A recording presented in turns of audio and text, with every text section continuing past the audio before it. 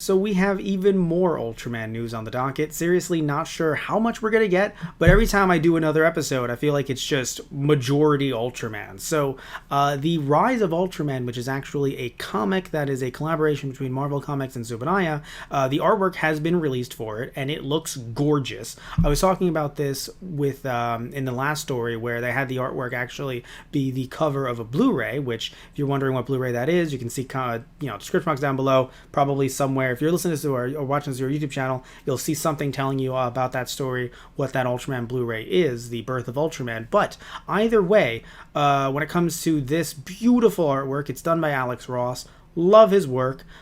He's just doing the cover. He's not doing the entire comic, but either way, this is for issue number 1, and they not only reveal that the what the cover artwork was, but we actually know a little bit more about the story. So the creators of the comic are working on a new take on the story. So Shin Hayata, who, yes, that is the protagonist of the original series, he wants to protect humanity from kaiju attacks. That part seems, we're going Ultraman timeline here, but then he ends up connecting with an alien that gives him the power to fight the kaiju. Again, that seems pretty normal, but from what we know about Ultraman. However, in the the way Marvel's telling the story, it's this is according to the article itself, it's not always as it seems. So apparently Shin finds out that he needs more than the strength of Ultraman alone to fight against the kaiju. So that's going to be an interesting take.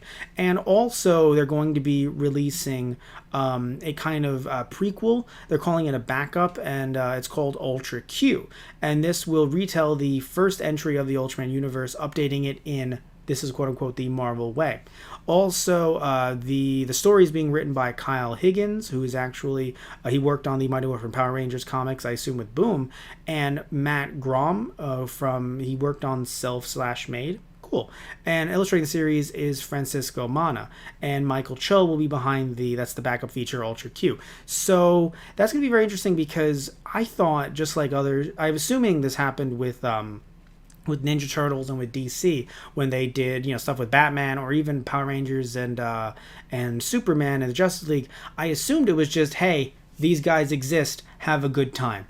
I didn't it's interesting to see, and I'm wondering why they're incorporating Ultraman as if doing a whole origin story. That's the word I was looking for. An origin story with him in the Marvel Universe. I'm very intrigued by that, why he's not just maybe accidentally tumbling through an intergalactic wormhole, which would seem very Ultraman-esque and Marvel-esque, but it's interesting that they're just trying to really have him be part of the continuity from the ground up. I mean, it's a good marketing decision because it makes it seem, makes Marvel feel as if they don't want to just throw this character away, he's just coming in for a cup of coffee.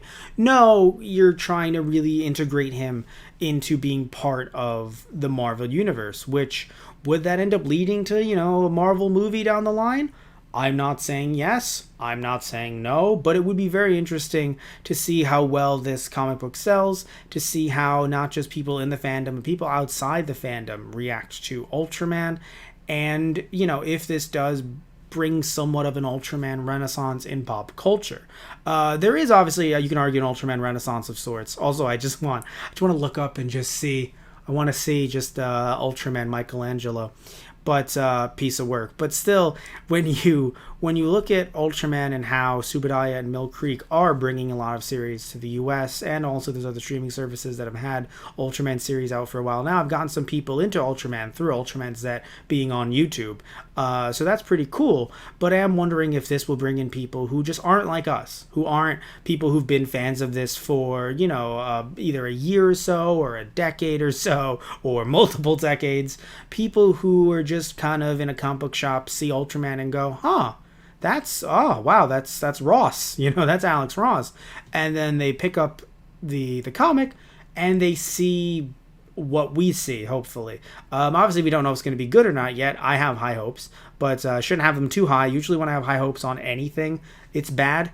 But man, just looking at this artwork, it just really draws me in. Just seeing everyone kind of looking and pointing, not terrified, just in awe of Ultraman.